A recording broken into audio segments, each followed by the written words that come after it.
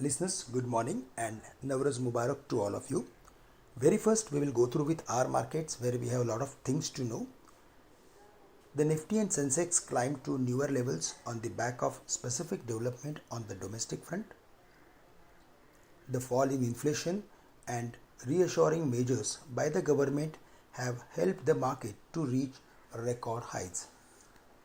The Nifty and Sensex climbed to 16,543 and 55,488 levels on Friday. It was completely unique day for the market where we saw support from almost all the mainline heavyweights from all the sectors. The contribution was from TCS, Reliance Industries, Larsen, Infosys, HDFC Twins and Tata Steel. By closing above the levels of 16,360 on Thursday, the market opened the doors of 16,500 levels to which it reached on Friday. Back to back for the second consecutive week, the market has formed a big white candle which is an indication of further bullishness, but needs to consolidate in a broader range, otherwise it would not be healthy for the market. Earlier resistance 16,350 would act as major support for the market. Traders should be buyer in select stocks if Nifty corrects to 16,450, 16,350 levels. Keep a stop loss at 16,250 for holding long positions with a short-term view. Above 16,546, which was highest of the previous week, the Nifty would halt at 16,600 and at 16,700.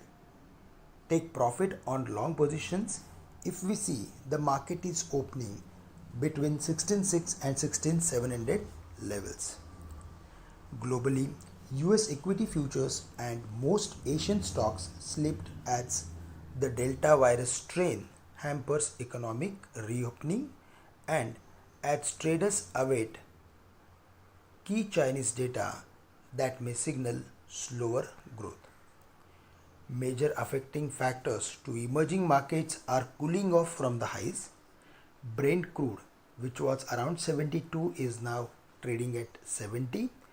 Bond yields at 1.27 from 1.35, and the dollar index is currently trading at 92.50 from the previous closing of 92.95. FIs have bullish view on the markets based on their FNO positions, while retailers are expecting limited upside. Metals, energy, telecom, retail and consumer durables should be in focus.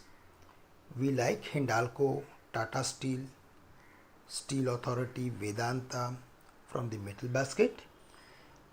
Reliance Industries, BPCL, IOC should do well from the energy basket. Bharti, again Reliance will be key players of telecom, and there again we can expect some action. From the consumer durable side, we are going to keep a close watch on stocks like Voltas, Havells as the festival season is going to start.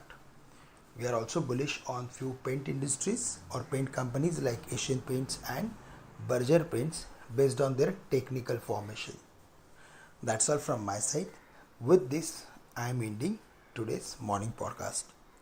Thank you very much for listening in and have a wonderful day to all of you.